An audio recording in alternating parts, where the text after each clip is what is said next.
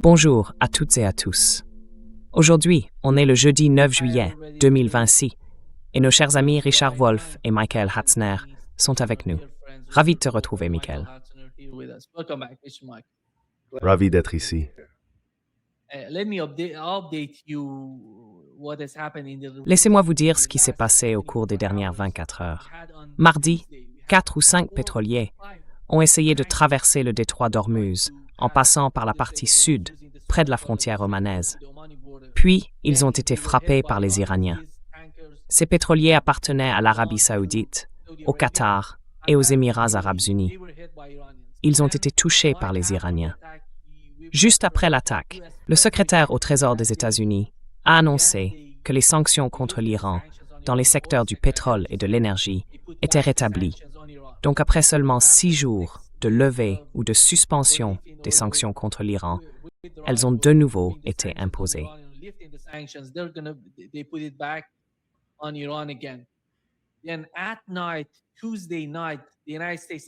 Mardi soir, les États-Unis ont attaqué l'Iran dans le sud du pays en visant à peu près le même type d'objectif que précédemment. Ils ont déclaré avoir frappé environ 80 cibles dans le sud de l'Iran. Ensuite, il y a eu la riposte iranienne au Koweït et à Bahreïn. Et puis, hier, ce qui s'est passé avec Donald Trump à l'OTAN, il est sorti furieux contre l'Iran. Il a dit « C'est le cancer. Le protocole d'accord est terminé. Je vais aller jusqu'au bout. » C'est ce qu'il a déclaré hier. Et la nuit dernière, ils ont de nouveau attaqué l'Iran. L'escalade a continué. Le New York Times en a parlé. Plus de 170 cibles ont été touchées dans le sud de l'Iran, avec les missiles utilisés pendant la nuit.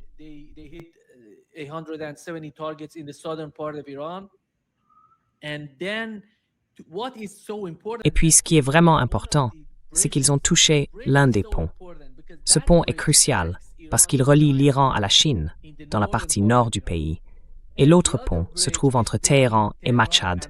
Il relie directement Téhéran à Machhad. Aujourd'hui, il y a des funérailles à Machhad. Plus de 8 millions de personnes sont actuellement sur place pour la procession funéraire. Donc ça, c'est du côté des États-Unis. Hier soir, l'Iran a commencé à attaquer la Jordanie, le Qatar, le Koweït et Bahreïn. Et les frappes ont continué jusqu'à ce matin, ici au Brésil. Il était environ 7h30 du matin, ce qui correspond à 8h30, heure de la côte est des États-Unis. Ils visaient plusieurs cibles en Jordanie.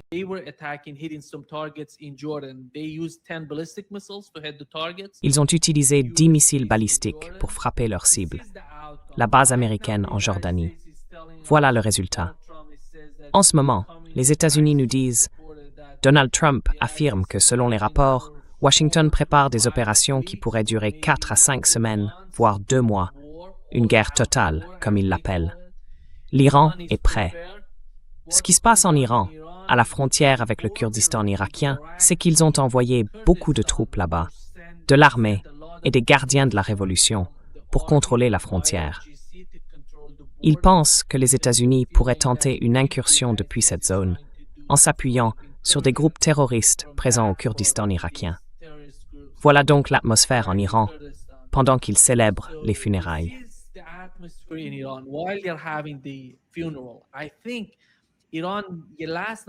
Je pense qu'hier soir, l'Iran n'a pas vraiment réagi comme il l'aurait voulu, à cause des funérailles qui avaient lieu.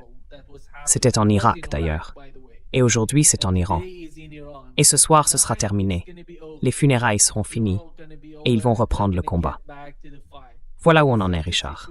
Quant aux deux camps, le gouvernement israélien et les médias israéliens ont annoncé, il y a 20 ou 30 minutes à peine, qu'Israël se prépare à la guerre, qu'ils sont prêts à y retourner. C'est d'une certaine manière un énorme cadeau pour Benjamin Netanyahou. La guerre, le retour à la guerre. Quelle est ta lecture, Richard, de ce qui se passe?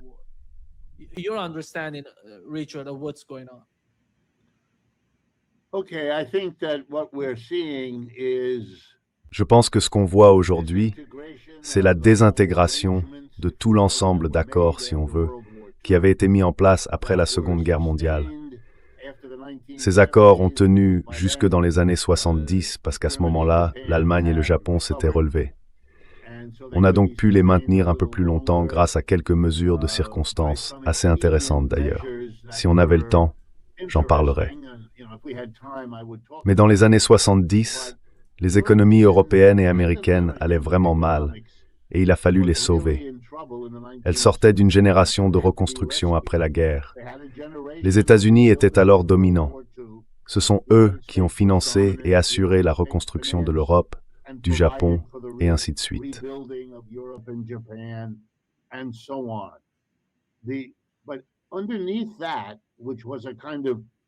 Mais derrière tout ça, derrière cette prospérité un peu superficielle, parce qu'elle était financée par l'État et tout ce qui va avec, il y avait un problème terrible.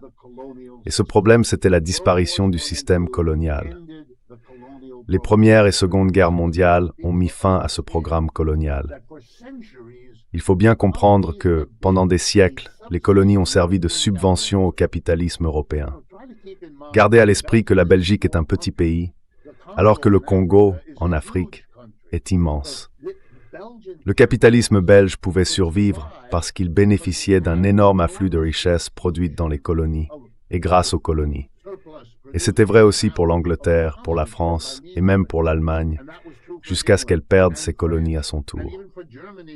Donc ces guerres marquent une fin spectaculaire.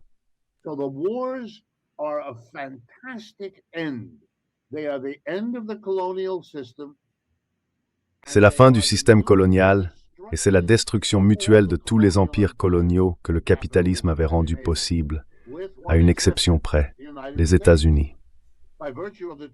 Grâce aux deux océans et au fait que la puissance aérienne n'était pas encore développée, nous avons pu échapper à la plupart des dégâts. Les bombes sont tombées sur Pearl Harbor, mais plus jamais, nulle part ailleurs. Aucune voie ferrée détruite, aucune usine détruite. Et en plus, d'une manière un peu folle, propre au capitalisme américain, la guerre nous a sortis de la dépression. L'économie allait mieux en 1945 qu'en 1929, au moment de l'effondrement. C'est pour ça qu'il est si étrange que certains ne comprennent pas que la Russie s'en sorte mieux pendant cette guerre qu'avant, parce que la guerre agit comme un stimulant.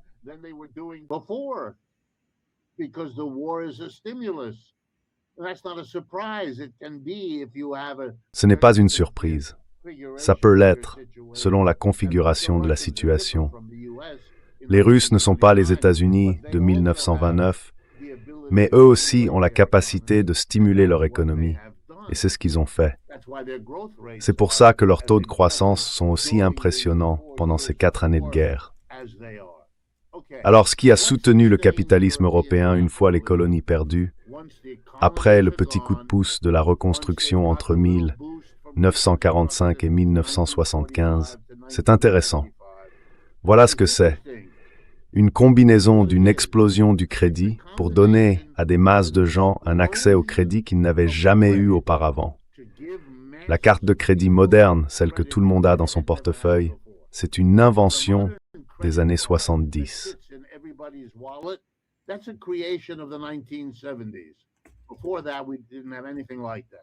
Avant ça, on n'avait rien de comparable. Et la deuxième chose, c'était l'arrivée massive de populations pauvres du Sud global, venues comme immigrés dans l'Europe capitaliste. Une véritable injection de main-d'œuvre bon marché. On ne pouvait plus aller chercher les travailleurs à bas coût, là où ils se trouvaient, puisque le colonialisme était terminé. Il fallait donc les faire venir, et c'est ce qu'ils ont fait, jusqu'à ce que ce ne soit plus possible à cause de la réaction des travailleurs locaux. Il leur a fallu du temps, mais ils ont fini par comprendre que ce système n'était pas bon pour eux. C'était bon pour les employeurs, pas pour les employés. Aujourd'hui, ce n'est plus possible. C'est fini. Ici, aux États-Unis, c'est nous qui donnons le ton. Nous expulsons des millions d'immigrés.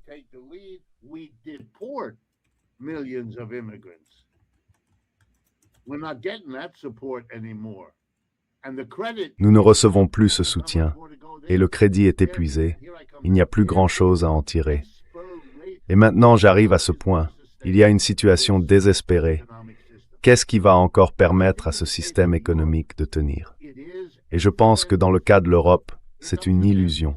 Voilà l'illusion. Nous allons partir en guerre contre la Russie. nous allons entraîner les États-Unis, aussi désespérés que nous, dans cette guerre. Nous allons retirer la Russie du rang des grandes puissances. C'est l'explication de John Mearsheimer. Mais pour moi, issu de la tradition marxiste, je vois l'objectif autrement. Il s'agit de fragmenter la Russie en une demi-douzaine de petits pays pour en faire le nouveau programme colonial de l'Europe et des États-Unis. Ce qu'ils ont fait à l'Europe de l'Est depuis 1990 va maintenant s'étendre à toute la Russie.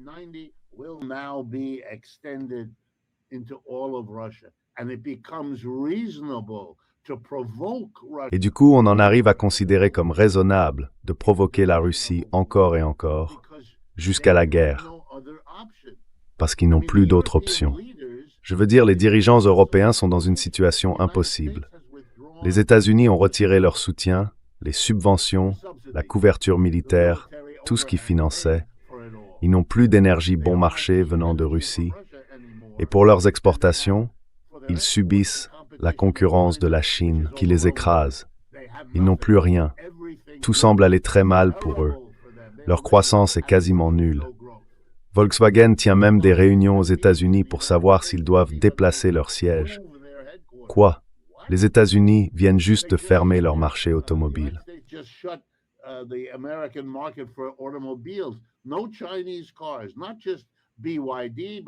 Pas de voitures chinoises, pas seulement BYD, mais aujourd'hui ils ont aussi bloqué Geely qui possède Polestar en Suède.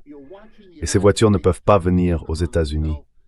On voit les États-Unis se refermer sur eux-mêmes parce qu'ils ne savent plus gérer un monde de libre-échange. C'est fini. Ils sont désespérés. Et pour moi, ce sont les signes d'un effort désespéré pour voir si Israël peut, d'une manière ou d'une autre, maîtriser le Moyen-Orient, afin d'en faire un terrain favorable pour reprendre la main, en contrôlant avant tout le pétrole. Mais aussi, à travers cette attaque contre la Russie, dans l'espoir de prendre, et rappelons-le, la Russie n'a pas besoin de chercher des colonies, parce que la partie asiatique de la Russie, c'est l'avenir du pays. C'est ce que la Russie nous a dit, elle se tourne vers l'Asie.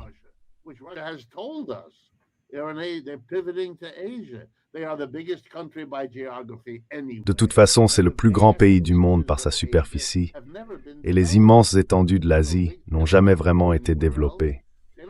Donc ils n'ont pas besoin d'aller ailleurs, ils n'ont pas à empiéter sur d'autres territoires, ils ne sont pas dans cette situation.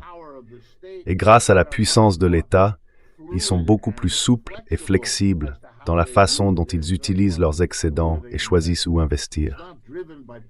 Ce n'est pas guidé par le profit privé, mais par une vision plus large, qui dans la situation actuelle est de loin la plus sûre.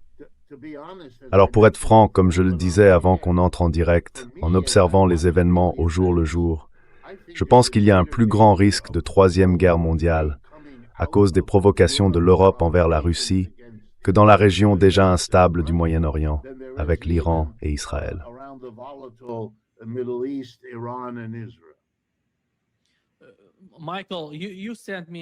Michael, tu m'as envoyé un article sur l'Arabie saoudite qui a été publié récemment. Il montre comment l'Arabie saoudite a joué un rôle dans cette opération Freedom que les États-Unis voulaient mener. D'ailleurs, ce qu'ils essaient de faire en ce moment, c'est quelque chose de très proche d'Operation Freedom. Tu t'en souviens, non?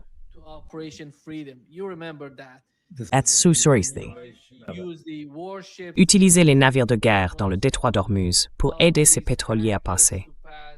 C'est ça, le jeu en ce moment. Selon vous, qu'est-ce qu'il y a dans cet article qui est vraiment important?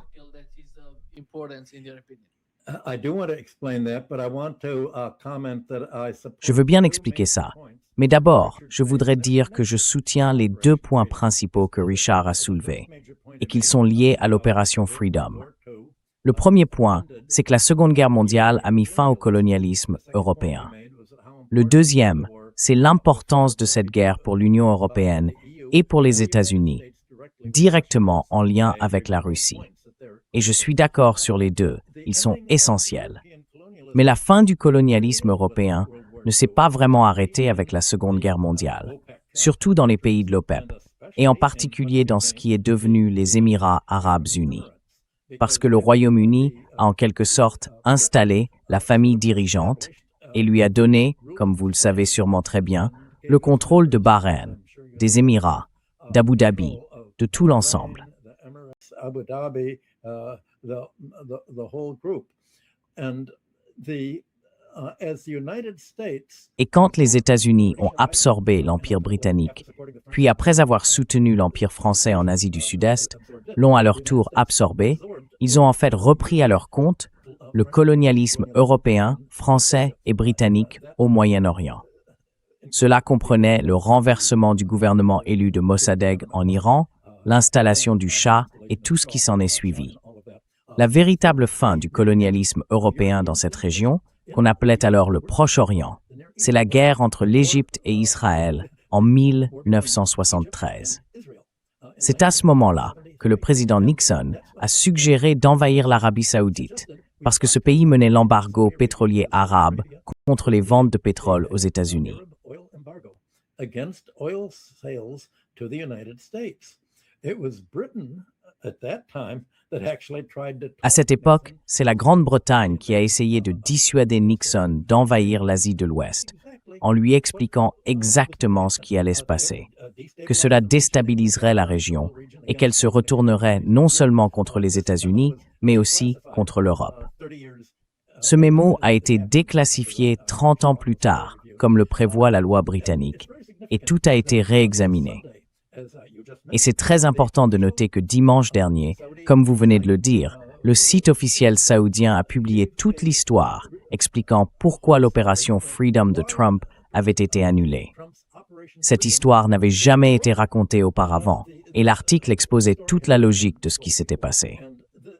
Le 3 mai, Trump avait prononcé un discours public. On May 3rd, Trump had given a public speech. He's going to imminently attack. Il allait attaquer l'Iran de façon imminente. Il n'a pas consulté l'Arabie saoudite ni aucun autre pays de l'OPEP. Il a simplement dit qu'ils allaient contre-attaquer. L'Arabie saoudite a compris que si les États-Unis attaquaient l'Iran, l'Iran allait riposter et qu'il riposterait contre n'importe quel pays arabe de l'OPEP, abritant une base militaire américaine, comme l'Arabie saoudite. Ils ont donc vu très clairement ce qui allait se passer. Le prince héritier a alors interdit aux États-Unis d'utiliser l'espace aérien saoudien et il a négocié avec le Koweït. Le Koweït a lui aussi interdit aux États-Unis de survoler son territoire ou d'utiliser la base aérienne. Résultat, 43 avions de guerre américains stationnés sur la base du prince Sultan en Arabie saoudite sont restés cloués au sol. Et quelques heures plus tard, Trump a annoncé qu'il ne pourrait pas le faire. Announced that he wasn't going to be able to do it. Well, all of this wasn't mentioned at the time. So what Trump said. Eh bien, tout ça n'avait pas été mentionné à l'époque. Ce que Trump a dit, c'est que le Pakistan lui avait demandé de continuer à tenter une médiation, donc il suspendait tout. Mais ça, c'était juste la version officielle. En réalité, Téhéran avait dit « Vous ne pouvez pas utiliser nos bases pour nous attaquer ». Et c'est ça qui a freiné l'attaque américaine contre l'Iran jusqu'au 11 juin, ce qui a finalement conduit au protocole d'accord. Mais dans cet article, plusieurs points étaient détaillés. On y expliquait que, selon la vision saoudienne de la géopolitique du Proche-Orient, tout remonte à 1973. L'article soulignait aussi que le prince héritier d'Arabie saoudite considérait Israël comme le principal danger pour son pays. Et je suis sûr que c'était en partie politique. Il ne voulait pas critiquer ouvertement les États-Unis.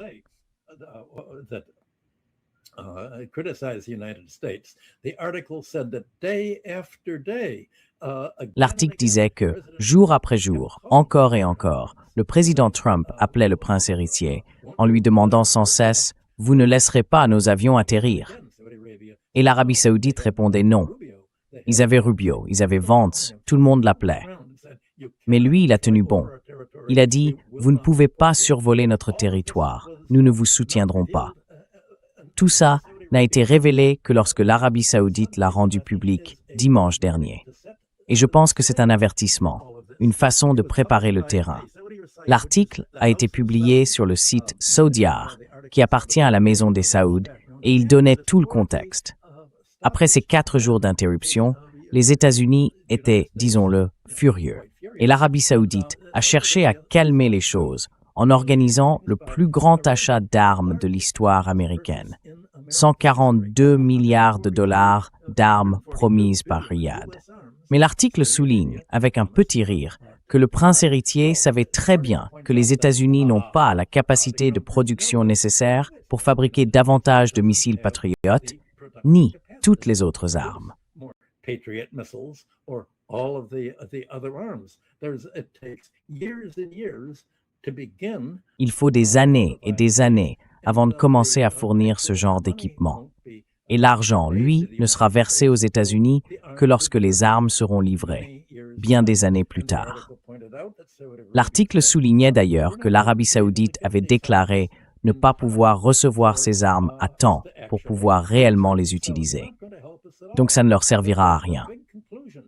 Mais la grande conclusion répétée dans l'article, c'est que le prince héritier a dit qu'avoir une base militaire américaine sur leur territoire représentait une menace pour leur sécurité.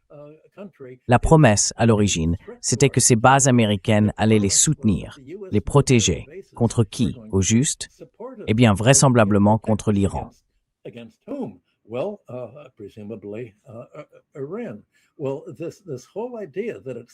Eh bien, toute cette idée selon laquelle c'était l'Arabie saoudite contre les États-Unis et Israël, à cette époque, souvenez-vous, l'Iran du Shah n'était pas non plus en bons termes avec l'Arabie saoudite, parce que le Shah d'Iran avait refusé de participer à l'embargo pétrolier arabe contre les États-Unis, celui qui avait provoqué la flambée des prix du pétrole. Il y avait alors des crises aux États-Unis, de longues files d'attente pour l'essence, un peu comme aujourd'hui. Et donc, les Saoudiens reviennent à cette idée. C'est toujours cette structure-là qui a façonné toutes nos relations jusqu'à aujourd'hui. Ils se méfient des attaques américaines, parce qu'ils ne veulent pas se battre jusqu'au dernier Saoudien, comme les Ukrainiens se battent jusqu'au dernier Ukrainien. Ils ne veulent pas de ça. Alors, que va-t-il se passer maintenant? J'ai remarqué que, dans les contre-attaques iraniennes dont vous parliez, ils ont visé les pays les plus fidèles aux États-Unis, ceux qui abritent des bases militaires américaines.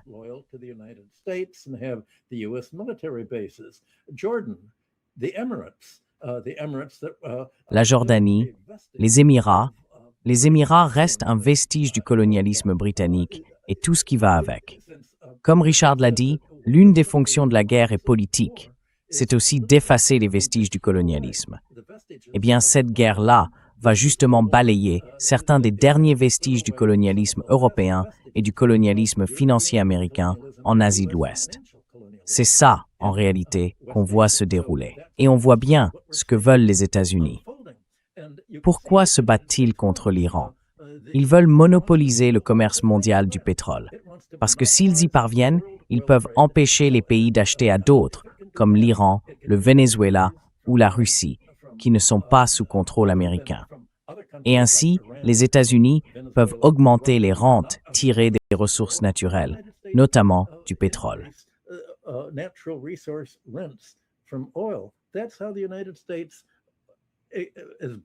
C'est sur ce principe que reposent les États-Unis. Mais comment allons-nous nous en sortir dans un monde où nous nous sommes désindustrialisés et où nous sommes devenus dépendants? Les États-Unis veulent monopoliser le commerce maritime, donc ils veulent contrôler le détroit d'Ormuz.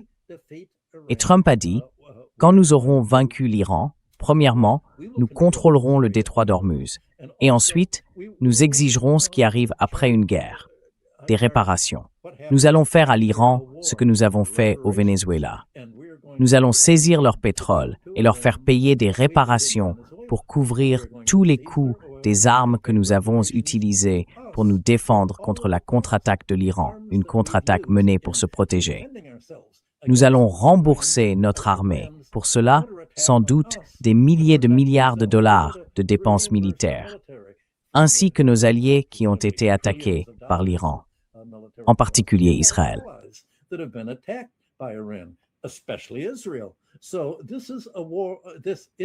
C'est donc une guerre existentielle, non seulement pour l'Iran, mais aussi pour les États-Unis. En gros, le message c'est « Tout pays qui s'oppose à nous, nous l'envahirons.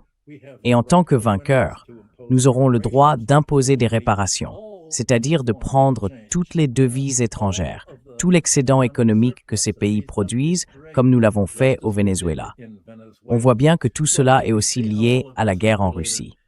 Les Saoudiens ont dit « l'Amérique n'a plus d'armes ». Ils ont ajouté « on peut promettre à Trump de se rattraper, de compenser le fait qu'on ne t'a pas laissé mener l'opération Freedom en achetant tes armes. Sauf qu'on sait très bien que tu n'en as plus à nous vendre. » Et c'est pareil pour l'Europe. L'Amérique n'a pas d'armes à vendre à l'Europe. Et l'Europe a déclaré « eh bien, nous allons nous réarmer maintenant et nous préparer à la guerre en 2030. » On peut facilement imaginer ce que tout cela va donner. You can just imagine what this is going to be. It's the cost of this war is going to reverse what. Le coût de cette guerre va renverser le principe que Richard expliquait, celui du keynésianisme militaire. Si l'Europe se réarme, si elle utilise son excédent économique et ses ressources budgétaires pour l'armement, elle n'aura plus les recettes nécessaires pour financer les dépenses sociales. Cela fera reculer la social-démocratie, ainsi que toutes les aides et subventions destinées aux travailleurs, qui devront en plus payer l'énergie plus chère pour chauffer et éclairer leur maison. Et on réduira les investissements industriels intérieurs qui ne sont pas liés aux militaires, ce qui rendra au fond l'économie européenne aussi dépassée que l'économie américaine l'est déjà. Donc, c'est vraiment le dernier souffle des États-Unis, et leur seule réponse, c'est d'essayer de dire « faisons en sorte que ce soit aussi le dernier souffle pour les Iraniens ». C'est ça, l'enjeu, à la fois en Asie de l'Ouest et dans les combats en Europe. Asia and in the fighting in Europe. If I could, let me just supplement the last. Si je peux, j'aimerais compléter le dernier point que Michael a soulevé, parce que je pense qu'il est vraiment essentiel. Je vais prendre une analogie toute simple. Si on regarde l'ensemble de la stratégie israélienne, il est assez clair et largement reconnu qu'on a là l'exemple d'une petite queue qui fait bouger un gros chien. Israël est un petit pays, essentiellement dirigé par environ 7 millions de Juifs, pas par l'autre population, à peu près équivalente, de Palestiniens qui sont subordonnés à tous les niveaux qu'on connaît. Donc la seule façon pour Israël de survivre, la seule façon pour la queue de survivre, c'est d'obtenir un soutien massif du chien. Et c'est pour ça qu'on en arrive à ce résultat. Entre la politique étrangère et le lobby de l'AIPAC ici aux États-Unis, c'est la queue qui fait bouger le chien.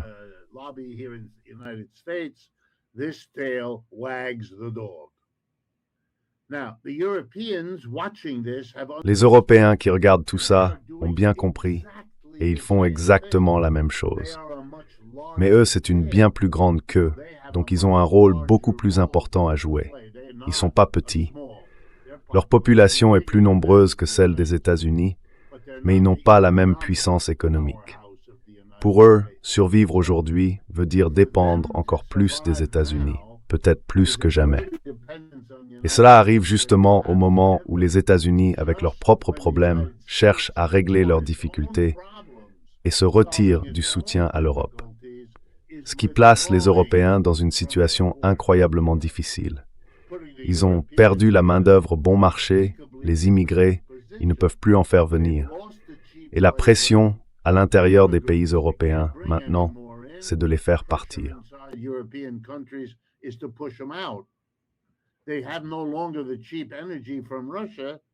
Ils n'ont plus l'énergie bon marché qui venait de Russie à cause de la guerre en Ukraine. En plus, ils subissent une concurrence de plus en plus forte de la Chine sur leurs exportations et les États-Unis, eux, se retirent. C'est donc un moment de crise existentielle pour l'Europe. Alors ils deviennent une autre queue qui essaie de faire bouger le chien américain. Pourquoi? Parce que toute tentative de leur part de résoudre leurs problèmes sans le soutien des États-Unis est soit vouée à l'échec, soit a beaucoup moins de chances de réussir que si les États-Unis les soutenaient. Et j'ajouterais, comme je l'ai dit il y a un instant, que l'idée d'attaquer la Russie est une notion complètement fantaisiste, censée représenter une porte de sortie pour eux.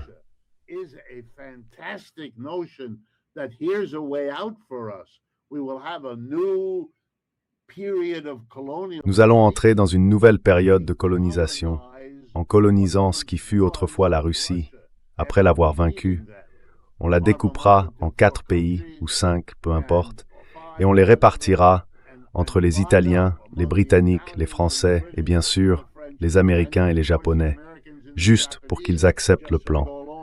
Ça nous donnera une nouvelle période. Ça nous permettra de survivre encore quelques années, comme l'avait fait l'arrivée des immigrés, comme l'avait fait l'accord avec les États-Unis pour les protéger, comme ils avaient réussi à le faire jusque-là. Et Michael avait raison là-dessus.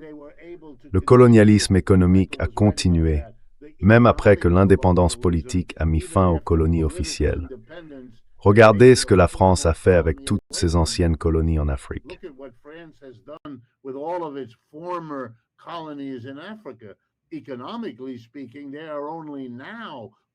D'un point de vue économique, ils commencent à peine à sortir la tête de l'eau, et c'est en partie grâce à la Chine, une option qu'ils n'avaient pas auparavant. Si on met tout ça ensemble, on voit que les États-Unis sont comme un chien dont la queue serait agitée par Israël au Moyen-Orient et par l'Europe dans sa tentative de prendre le dessus sur la Russie pour continuer à exister. Mais je ne pense pas que ça marchera. Quand on regarde les Allemands, ils se sont engagés à dépenser 800 milliards de dollars dans un vaste programme de réarmement. D'accord, c'est sur une période d'environ 8 ans. 800 milliards sur 8 ans. Les États-Unis, eux, prévoient pour l'an prochain, pour le prochain budget, de dépenser en une seule année 1500 milliards de dollars contre les 800 milliards allemands étalés sur plusieurs années.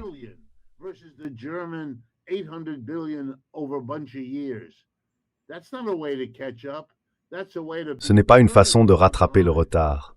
C'est une façon d'être en permanence à la traîne. Ils ne vont pas suivre le rythme des Chinois. Ils ne vont pas suivre celui des Américains. Et ils ne vont certainement pas dépasser l'un ou l'autre sur le plan économique. En d'autres termes, les Européens sont voués à un déclin massif, quoi qu'ils fassent, tant qu'ils maintiennent le système capitaliste tel qu'il est. S'ils changeaient, s'ils adoptaient un vrai socialisme, où chaque entreprise serait organisée par l'ensemble de ses travailleurs, et qu'on puisse repenser complètement ce que signifie le développement économique, sans que ce soit dicté par la recherche du profit privé maximal, alors là, ils auraient peut-être une chance. Mais il faut penser comme ça, et aucun d'entre eux ne le fait.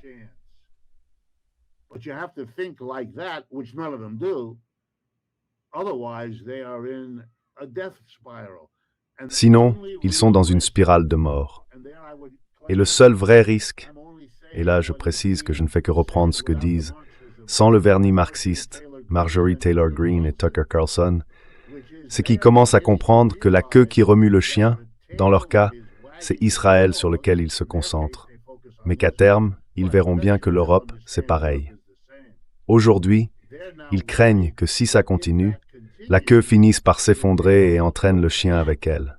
Et ça, ils ne le veulent pas. Ils sont vraiment, comme ils le disent eux-mêmes, America First. Ils veulent que l'Amérique se sauve en coupant la queue. Et bien sûr, c'est la plus grande menace que ces deux queues puissent imaginer. Alors, ils travaillent sans relâche. C'est leur priorité absolue.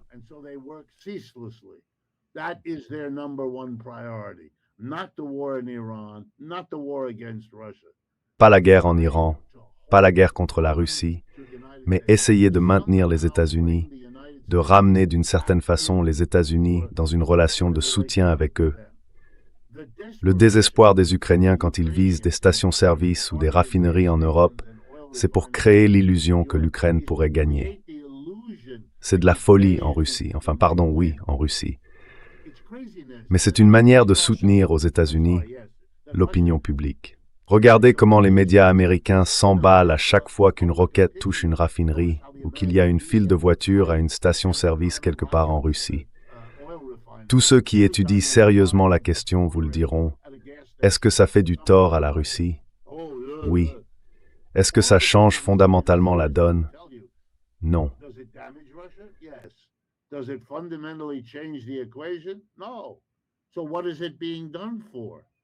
Alors, à quoi tout ça sert, au juste? De toute façon, ça ne fait que provoquer des représailles de la part de la Russie. Bon, qu'est-ce que vous faites concrètement? Réponse. On fait la chose la plus importante, c'est-à-dire convaincre le gouvernement américain en s'adressant directement au peuple pour voir si on peut ramener les États-Unis à la raison. Et la semaine dernière, il y a eu de jolies rumeurs. M. Trump aurait donné à l'Ukraine l'autorisation de produire des missiles Patriot. Il leur aurait accordé ce droit, et il l'avait déjà fait auparavant, vous savez, et ainsi de suite. Et puis comme tu l'as souligné, Nima, M. Netanyahou est sans doute ravi que la guerre ait repris, puisque, clairement, le mémorandum d'entente les avait effrayés. Ce sont des queues qui remuent le chien. Et la question maintenant, c'est de savoir jusqu'où ils pourront aller dans cette démarche.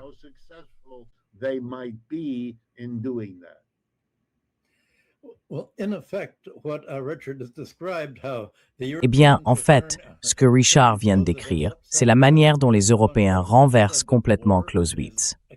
Von Clausewitz disait que la guerre est la continuation de la politique économique. Et donc, il expliquait que quand on fait la guerre, il faut se demander quel est l'objectif de tout ça.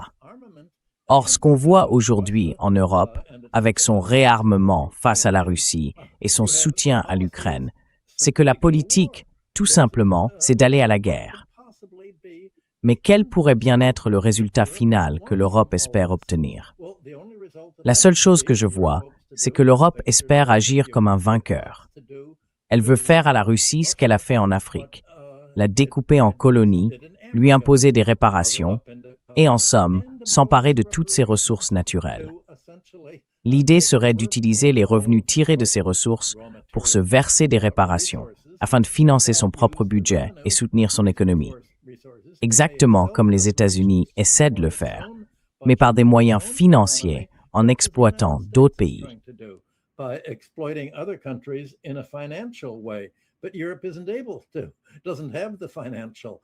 Mais l'Europe n'en est pas capable.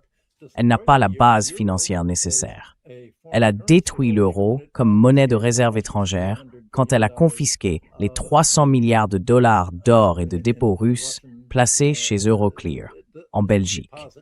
Et maintenant, l'Union européenne a adopté des lois qui interdisent à la Chine de posséder plus de 50% de toute entreprise qu'elle rachète sur son territoire.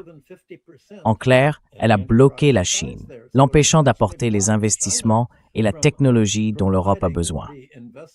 Tout ce que fait l'Europe aujourd'hui est économiquement autodestructeur, mais cela profite à l'industrie de l'armement.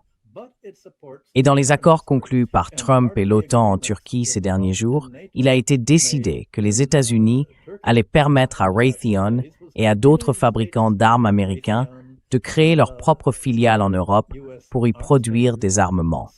Et maintenant, s'il fait Patriot.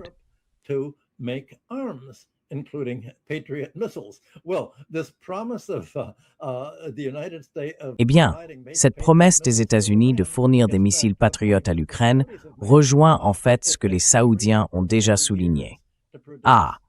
Il faut 3 ou 4 ans pour fabriquer des missiles.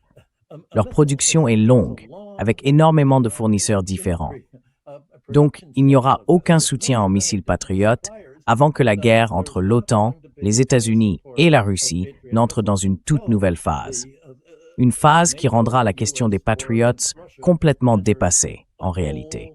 Autrement dit, ça n'aura plus d'importance. L'autre point, c'est de se demander pourquoi l'Europe doit maintenant se tourner vers la Russie comme si c'était sa planche de salut économique face au néocolonialisme. Eh bien, comme Richard vient de le dire, elle a perdu ses colonies africaines. Mais il se passe là-bas quelque chose de très intéressant.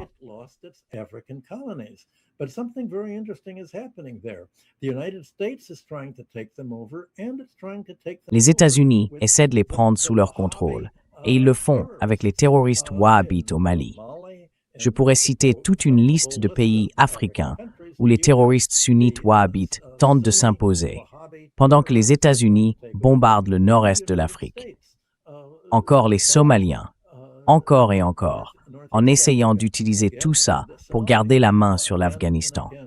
Le commerce maritime, une fois qu'il sort du détroit d'Ormuz et du golfe Persique, les États-Unis continuent d'essayer de contrôler le droit de la mer là-bas, tout en violant, en réalité, toutes les règles de ce même droit maritime. Ce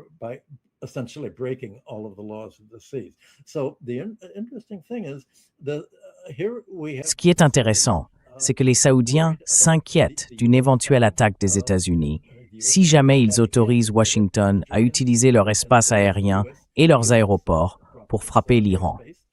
Mais alors, quel est l'accord qu'ils sont en train de conclure en Afrique? Vous voyez, les Saoudiens s'opposent aux Émirats dans la guerre au Soudan. Et les Émirats, eux, jouent aussi un rôle pro-américain, agressif, destructeur, déstabilisant là-bas.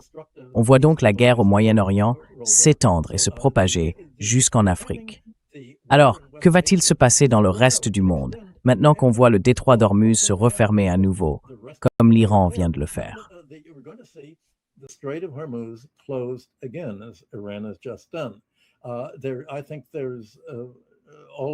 Je pense que tous les conseillers militaires que tu as invités dans ton émission Nima ont dit la même chose.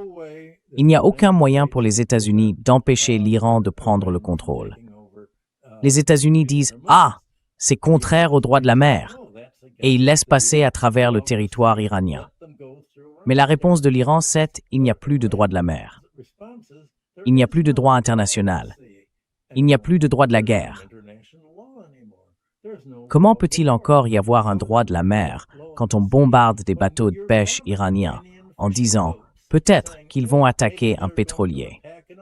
C'est exactement comme quand les États-Unis ont détruit le droit de la mer en bombardant les pêcheurs vénézuéliens qui se trouvaient en mer au large du Venezuela.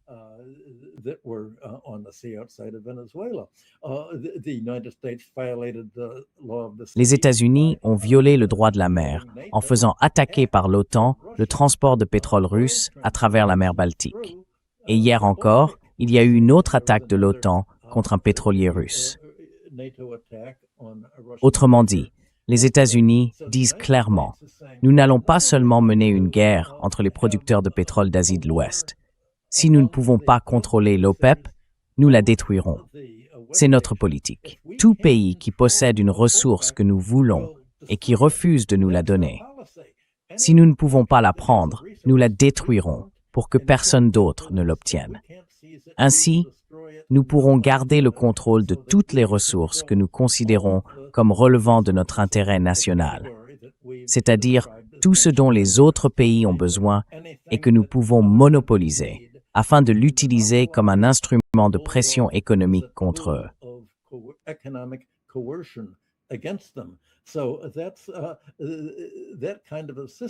C'est ce genre de système qui nous attend. Maintenant que l'Iran se referme, on va voir les prix de l'énergie grimper et on va assister à ce dont on parle depuis 6 mois, une dépression mondiale très sérieuse. Alors, que va faire le reste du monde? Que vont faire les pays importateurs de pétrole en réaction? Ils vont être des victimes collatérales, tout comme l'Arabie saoudite a voulu se protéger pour ne pas devenir une victime collatérale de l'attaque américaine contre l'Iran. La vraie question, c'est quel type de commerce mondial du pétrole allons-nous avoir? Est-ce que ce sera les États-Unis qui contrôleront le commerce mondial du pétrole pour le monopoliser et s'en servir comme instrument de pression diplomatique? Ou bien est-ce que les pays vont soutenir le droit de l'Iran à un commerce libre du pétrole? La possibilité pour l'Iran, la Russie et les autres producteurs de vendre leur pétrole à qui ils veulent, sans avoir besoin de l'autorisation des États-Unis et sans subir les sanctions commerciales et financières américaines qui cherchent à empêcher l'achat de pétrole auprès des ennemis désignés. Hier, le Venezuela et aujourd'hui, la Russie et l'Iran.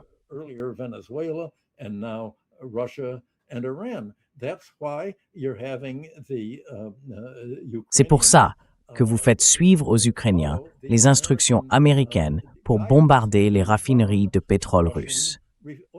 Les États-Unis disent, si on ne peut pas contrôler le pétrole russe, alors on ne veut pas que la Russie profite de la fermeture du détroit d'Ormuz et de la hausse des prix du pétrole.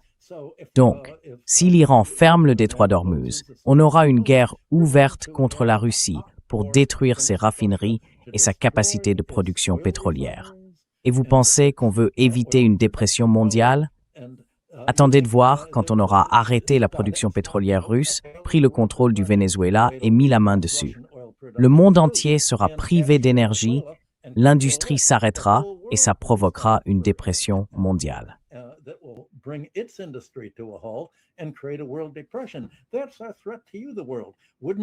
C'est une menace pour vous, pour le monde entier.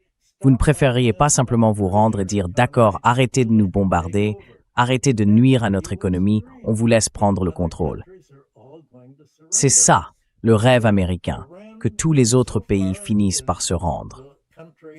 Eh bien, jusqu'à présent, l'Iran est le pays qui a dit « Nous, on ne se rendra pas ». Aux autres pays maintenant de faire quelque chose. L'Iran ne peut pas, à lui seul, affronter l'Amérique pour restructurer l'économie mondiale. Et tout ça vient du fait que les États-Unis ont fait sauter le pont dont tu parlais, Nima. Ce pont est essentiel pour son commerce terrestre avec la Chine. On pourrait penser que cela va faire comprendre à la Chine qu'elle a, elle aussi, un intérêt dans toute cette affaire.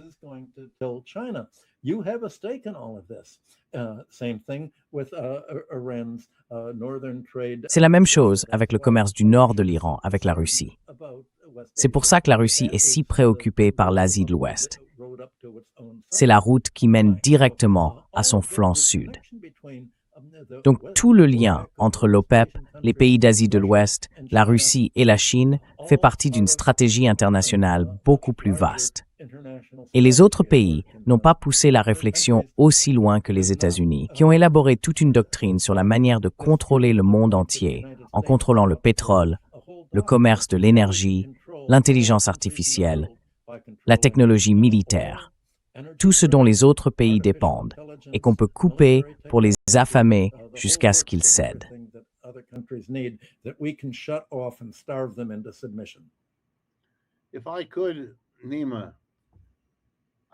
Si je peux, Nima, j'aimerais faire entrer le bon vieux Karl Marx dans cette discussion. L'une des idées intéressantes qu'il a développées, c'est que tout système économique, comme le capitalisme, prospère et se développe à la mesure de ce qu'il appelle les forces productives, la technologie, la productivité, tout ça. Aujourd'hui, dans ces guerres, tous les détails qu'on a évoqués comptent, bien sûr, mais il y a un autre angle à considérer. Les États-Unis, de manière systématique, non seulement ne font pas progresser la technologie, mais la freinent.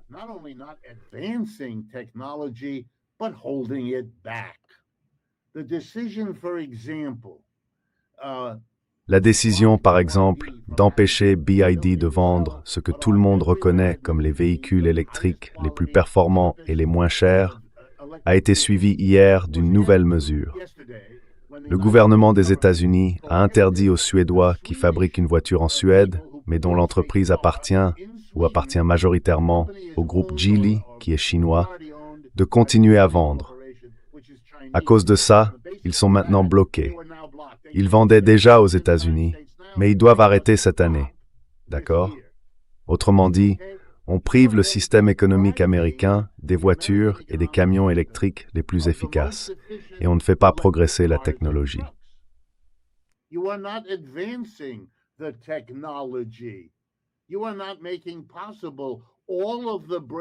Vous empêchez la réalisation de toutes les avancées possibles, grandes ou petites, dans l'agriculture et l'industrie, en ne permettant pas d'avoir des véhicules électriques de la meilleure qualité et au coût le plus bas, qui pourraient servir d'outils à des milliers d'inventions, grandes et petites. Tout cela est bloqué. D'ailleurs, les États-Unis interdisent les panneaux solaires venant de Chine pour cette raison, ainsi que divers produits pharmaceutiques, et ainsi de suite, de plus en plus au fil du temps. Les anciens arguments sur le libre-échange que Marx avait expliqués reposaient sur cette idée qu'il faut toujours accueillir le progrès technologique. Aujourd'hui, le capitalisme détruit ce progrès, il le freine. Ce n'est pas un signe de force, ce n'est pas une promesse d'avenir. C'est l'aveu que ses plus belles années sont derrière lui.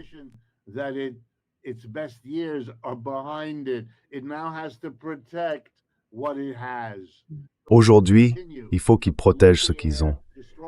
On va continuer à polluer l'air, à détruire la planète, à maintenir une industrie automobile fondée sur les énergies fossiles, alors que le reste du monde fait exactement le contraire. Et ça va isoler les États-Unis. Tout ça est déjà en train de se produire. Et voilà un autre exemple. Depuis 2 ou 3 jours, les journaux japonais sont remplis de gros titres expliquant que la Chine a informé le Japon qu'elle ne lui livrerait plus de terres rares. D'après les titres, ce serait une sorte de représailles parce que le dirigeant japonais a fait des déclarations sur Taïwan. Et je suis sûr que c'est en partie vrai. Mais qu'est-ce qu'on voit là? On voit la même logique que l'Iran, qui veut contrôler le détroit d'Ormuz. C'est le tiers-monde, ce sont les anciens pays colonisés.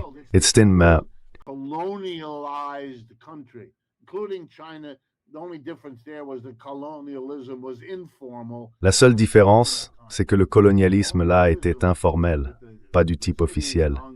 Mais le colonialisme avec les villes, Hong Kong et toutes les autres, qu'est-ce qu'on voit? On voit le tiers-monde, l'ancien Sud global, dire « nous voulons notre part de l'économie mondiale ». Nous ne voulons pas d'une économie mondiale contrôlée pour enrichir l'Europe, l'Amérique du Nord et le Japon. Et nous avançons, pas à pas, pour y arriver. Les Japonais doivent comprendre que les Chinois sont en train de fermer la porte, et personne ne va les en empêcher, parce que les Chinois ne le permettent pas. Les Américains le savent. Ils ont déjà cédé à la Chine sur une demi-douzaine de dossiers, juste pour pouvoir garder les autres. Mais à long terme, ils ne pourront pas.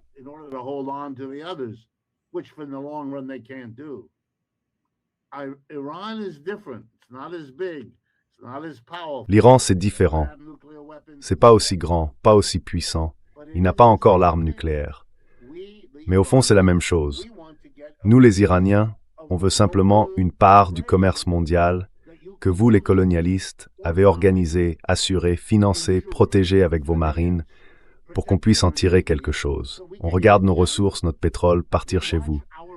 Et en retour, on reçoit juste assez pour que quelques familles gardent leur villa dans le sud de la France, mais pour le reste du pays, rien. C'est pour ça qu'ils ont renversé Mossadegh. Il avait eu cette idée folle d'utiliser le pétrole de l'Iran pour les Iraniens. Quelle idée étrange, n'est-ce pas? C'est de ça qu'il s'agit. Et c'est ce que le Sud global va comprendre. C'est ça, le vrai sens de cette lutte.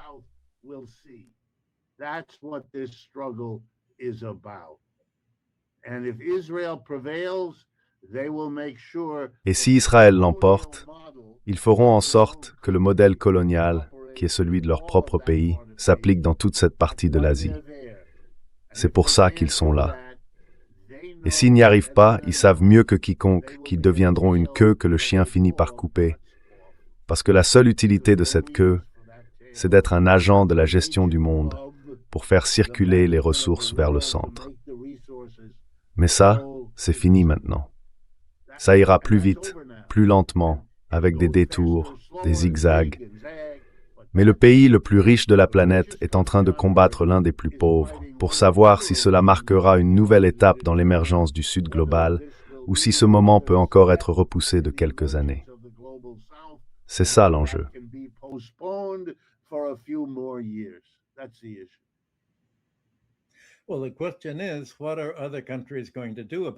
Eh bien, la question c'est, que vont faire les autres pays face à ça? Vous avez dit que le capitalisme tel qu'il est pratiqué aux États-Unis et en Europe est un échec. Mais le capitalisme a réussi en Russie, en suivant exactement ce que Marx et tous les penseurs de sa génération prévoyaient. Le capitalisme a réussi en évoluant vers le socialisme, en devenant une économie mixte où l'État joue un rôle essentiel dans les infrastructures et dans la satisfaction des besoins fondamentaux. Ce qu'on a vu aux États-Unis et en Europe, et ce qu'on voit encore aujourd'hui, c'est la destruction de tout l'esprit du capitalisme industriel qui s'était développé à la fin du XIXe siècle.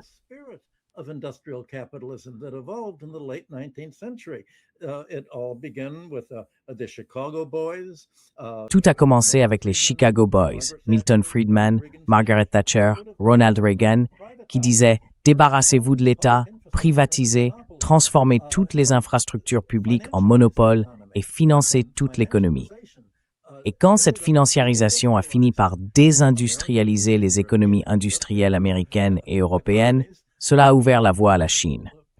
La Chine, elle, a réinventé la roue en suivant exactement la trajectoire que Marx prévoyait pour le capitalisme industriel, le socialisme, une économie mixte.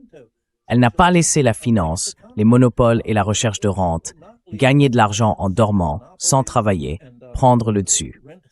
Elle a mis tout cela de côté pour se concentrer sur l'investissement productif, sur le capital tangible, afin d'augmenter la productivité et le niveau de vie.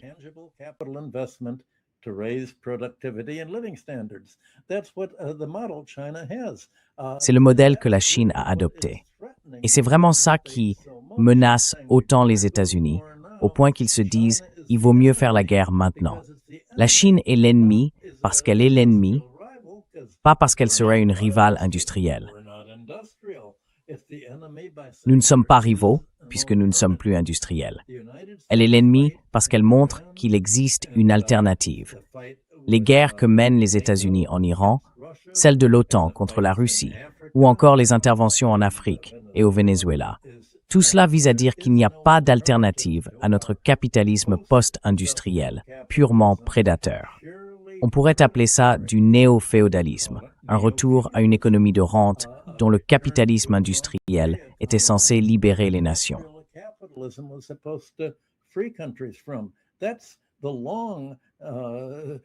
C'est ça, la vision à long terme du combat actuel.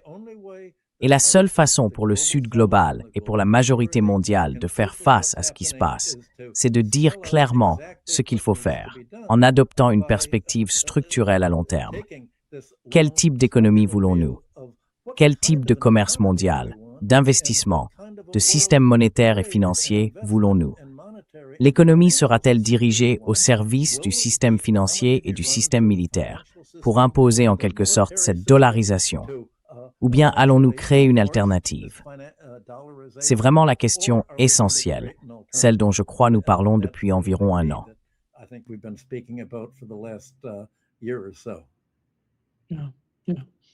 Oui, parfait. Merci. Je pense qu'on a vraiment bien conclu. Richard, puis ton intervention ensuite, et les points essentiels ont été abordés aujourd'hui. Un grand merci à toi, Richard, et à toi, Michael, d'avoir été avec nous. C'est toujours un vrai plaisir. J'ai hâte d'être à la semaine prochaine. Oui, à bientôt. Salut.